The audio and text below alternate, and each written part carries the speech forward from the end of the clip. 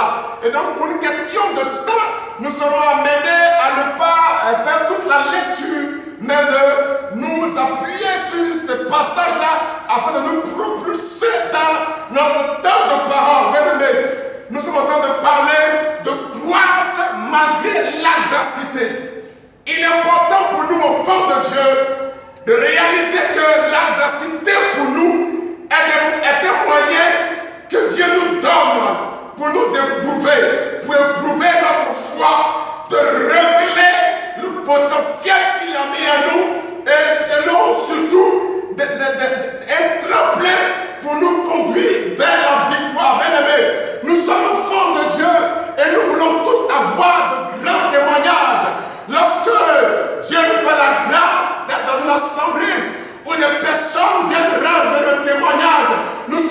poussé aussi à demander à Dieu, Seigneur, mais à quand mon témoignage? À quand ma victoire? À quand est-ce que moi aussi, je pourrais me tenir sur la chaîne pour aussi rendre compte de le témoignage? Mais écoutez bien, bien-aimés, il n'y a pas de témoignage sans adversité. Il n'y a pas de témoignage sans adversité. Et pour ceux qui sont habitués, oui, au combat de sport, il n'y a pas de trophée sans compétition. Oui, il n'y a pas de couronne sans bataille. Et bien-aimé, Jésus, avant d'avoir la couronne de vie, bien-aimé, a été d'abord vu se mettre sur la tête la couronne d'épines. Donc acceptons les épreuves que Dieu permet dans nos différentes vies. Car ces épreuves-là viennent, bien-aimé, afin de révéler à nous certaines qualités, certains dons, certains potentiels que Dieu a mis à nous. Alléluia. Que son nom soit béni et que sa grâce repose sur vous encore en abondance. Nous sommes toujours dans notre test de base. Il est important, bien-aimé, dans la même logique, de réaliser que, oui, pour nous ici, le but à terre, c'est d'avoir la couronne de vie, la couronne de justice, qui est ici symbolisée par le salut, par le paradis, bien-aimé. Et ce salut pour nous est comme si on nous délivrait un trophée, une attestation. Mais qui de par son cursus scolaire, bien-aimé, aimerait avoir une attestation, mais refuse de passer le test? Alléluia. Pour avoir une attestation, il te faut passer des tests. Pour avoir un diplôme, il te faut passer des examens. Bien-aimé, pour atteindre un certain niveau, il te faut gravir les échelons. Comme on le disait dans les jours à venir, bien-aimé, croître est un processus. Croître, c'est un processus.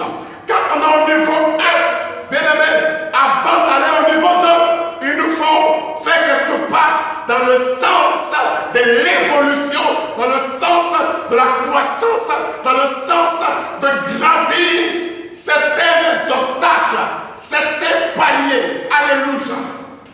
Gloire au Seigneur. Alléluia. Et donc face à l'adversité, nombreuses sont les personnes qui ne savent pas quelle attitude adopter. Oui. Et si nous verrons quelqu'un qui a adopté face à l'adversité, la première, bien-aimée, oui, est de secouer la poussière de ses pieds. À l'image des disciples que Jésus a envoyés dans le village et ville pour prêcher. Il a dit ceci: si vous allez dans ce village, qu'on ne vous reçoit pas, ne restez pas là pleurer sur votre sort, à vous poser des questions du genre: nous sommes là pour servir le grand Dieu, pour servir le Seigneur, mais pourquoi est-ce que ces personnes ne nous reçoivent pas? Il dit simplement de secouer la poussière de vos sandales et de vous en aller. Alléluia. Bien-aimé, lorsque par une circonstance bien définie, tu voudrais exprimer un potentiel que Dieu a mis en toi, une qualité, et que les hommes, bien-aimés, ne t'acceptent pas, ne te reçoivent pas, en veut t'accorder une chance. Ne reste pas là à pleurer, ne reste pas là à te morfondre, mais secoue la poussière de tes sandales et va voir ailleurs. Le défi pour toi, c'est qu'il n'est pas en ce lieu, mais il est à un autre lieu, il est ailleurs. Là où, Dieu va écrire ton témoignage, ce n'est pas là. Alors va au devant, avance, ne recule pas, ne reste pas là pour pleurer, mais avance, va sur un nouveau terrain, va embrasser un nouveau challenge, va faire face à de nouveaux défis, va affronter d'autres montagnes, va affronter d'autres adversités. Car c'est en cela qu'on peut écrire son témoignage, son histoire avec le Seigneur. Alléluia. Deuxième point, ne jamais abandonner. Oui, l'exemple le plus poignant dans la Bible d'un homme qui n'a pas abandonné face à l'adversité. Mais d'autre que notre frère Bartimée, fils de Timée, combien de fois tout aveugle né de naissance était confronté, bien-aimé, à ses contemporains, de personnes qui lui accordaient quelques pièces pour manger lorsqu'il mendiait. Mais lorsque, bien-aimé, le salut est entré dans cette ville-là, et que Bartimée a voulu en finir avec la mendicité, avec l'opprobre, avec la honte, avec le nom qu'il portait, qui ne s'accommodait pas avec la signification du nom qu'il portait. Comment le frère Bartimée a voulu s'en débarrasser. Mais les hommes ont dit non. Ta condition est de mendier. Ta condition est de tendre la main. Ce à quoi je t'ai appelé, c'est de rester là pour que nous, quand on a une partie, on puisse penser à toi. Mais Bartimée a dit non. Nous sommes nés sous le même soleil. Pour ceux qui sont nés le jour, nous sommes nés sous la même lune. Ceux qui sont nés la nuit. Si vous qui avez deux bras comme moi, aujourd'hui, vous avez un témoignage, moi également, mon histoire doit s'écrire aujourd'hui. Et Bartimée, contre toute adversité, il a dit non, il me faut rencontrer Jésus. Il me faut rencontrer ce Jésus-là. Car si je le rencontre, mon histoire changera. Alléluia. Si je le touche, ma condition changera. Et en dépit des hommes qui le retenaient, en dépit même des disciples qui ordonnaient, bien-aimé, à ce mondial né de naissance aveugle de cette terre, il a dit non, je ne me tairai pas. C'est de telle attitude que nous devons avoir face à l'adversité. Combien de fois, bien-aimés, nous ne sommes pas amenés à abandonner nos projets, nos rêves, nos visions. Un chant a dit, bien-aimé, si le rêve vient de Dieu, ne l'abandonne pas. Si la vision vient de Dieu, ne l'abandonne pas. Si elle prend du temps, la vision, le rêve, demeure ton cœur constamment, quelles que soient, bien-aimé, les choses qui t'arrivent, mais la vision demeure, ne l'abandonne pas. Cette vision, elle vient de Dieu. Ne regarde pas à tes conditions présentes, mais regarde à la grandeur de la vision que Dieu veut manifester avec toi dans les jours et les années à venir. Alléluia. N'abandonnons pas nos projets en si bon chemin, mais restons accrochés à celui qui est capable de prendre un homme dans une situation, comme peuvent dire les hommes, une situation de zéro, pour le porter, bien-aimé, à une position de héros. Alléluia. Que Dieu vous bénisse, que sa grâce repose sur vous, bien-aimé. Là, le troisième point, c'est avoir la foi en Dieu. Gloire au Seigneur. Avoir la foi en Dieu. Oui, il est important d'avoir la foi en Dieu. La foi, comme celui qui me précédait disait, quand on parle d'Abraham aujourd'hui, on parle de foi. Alléluia. Quand on parle de Moïse, on parle de délivrance. Mais quand on parle d'Abraham, on parle de foi. Abraham a légué la foi qu'il avait à son fils Isaac. Et par la suite, Isaac a légué l'héritage de la foi à Jacob. Jacob était un homme qui avait des défauts, c'est vrai, mais il avait la foi en sa destinée. Même chez Potiphar, où les conditions, du moins chez Laban, où les conditions n'étaient pas réunies, il a su garder le rêve. Alléluia. Il a su se maintenir dans la trajectoire. N'abandonnons pas nos projets, mais surtout, ayons la foi. Dieu aime les hommes qui ont la foi. Lorsque, bien-aimé, devant un défi, tu dis, Seigneur, je crois que tu peux.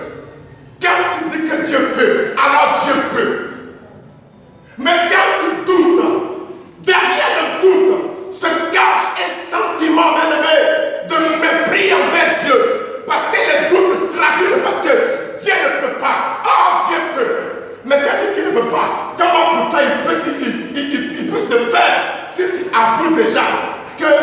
prier grand, à terre, afin que Dieu ne peut pas. Non. Quelle que soit la montagne, quelle que soit l'adversité, quelle que soit la barrière, quel que soit le mur qui se dresse devant nous, ayons la foi. Celui qui produit le miracle n'est pas un homme. Alléluia. Marie a dit, lorsque l'ange Gabriel leur a rendu visite, elle a dit, au vu des conditions humaines, au vu de ma situation, comment cela va se faire? L'ange lui a dit, toi, accepte seulement. Comme je vous dis en ce jour, acceptez la vision que Dieu a mis en vous. Acceptez les rêves que Dieu a mis en vous. Acceptez le challenge. Acceptez la vision. Le reste, comme Paris, ne vous appartient pas. Le comment ne vous appartient pas. Dieu a besoin des hommes et des femmes qui croient seulement, car le reste lui appartient. Alléluia. Le reste appartient à Dieu. Tout ce qu'il nous demande, c'est de croire. C'est la raison pour laquelle, devant plusieurs malades, où Jésus est amené à prier pour eux, cette question-là, bien-aimé, de façon, quand tu es revenu, il dit, est-ce que tu crois? Crois-tu que je puisse le faire? Et la plupart, du moins tout ce qu'on dit, oui je crois. Il a dit va, qu'il te soit fait selon ta foi. Alléluia. Il a dit va, qu'il te soit fait selon ta foi. Il a dit encore, il dit, je n'ai jamais vu une aussi grande foi en Israël. Dieu aime la foi, mais il n'aime pas les hommes dont la foi, bien aimée, en réalité, a une apparence de foi, mais réuniant ce qui en fait la force. Un homme qui croit aujourd'hui, demain ne croit pas, il est semblable, comme la Bible nous le dit, aux vagues de la mer. Il dit que telle personne ne s'attend pas à recevoir de Dieu quelque chose. Restons dans la fête. Restons dans ce carnaval. Demeurons ayant les yeux fixés sur le trône. Tous ceux qui ont tourné les regards vers le Seigneur, ma Bible me dit qu'aucun d'eux n'a été confus. Tous ont été rémunérés. Depuis le temps, bien-aimé, d'Abraham jusqu'à nos jours, Jésus dit, depuis le temps de Jean-Baptiste jusqu'à nos jours, le royaume des cieux est devenu forcé. Cela veut dire, Dieu peut avoir pour toi une grande destinée, mais un peu croiser les mains, un peu dormir, bien-aimé, tu feras mentir Dieu, alors que Dieu n'est pas un menteur. Dieu peut avoir, bien-aimé, pour toi une grande destinée prophétique, mais si tu ne t'élèves pas, tu resteras là. Les années passeront et à tort tu seras amené à accuser Dieu. Alors que Dieu te voulait seulement comme cette fourmi qui accepte de monter sur le dos de l'éléphant pour que se fasse des grands dégâts dans le camp du diable. Mais qui pourra se réjouir? La fourmi dira, mais on a fait des dégâts dans le camp du diable. Dieu te voit comme une fourmi, mais lui, il est à l'image, même au-delà d'un éléphant. Accepte seulement de monter sur son dos et tu verras Dieu faire du tort et du mal à tes ennemis. Que Dieu vous bénisse, que sa grâce repose sur vous. Au nom de Jésus, shalom.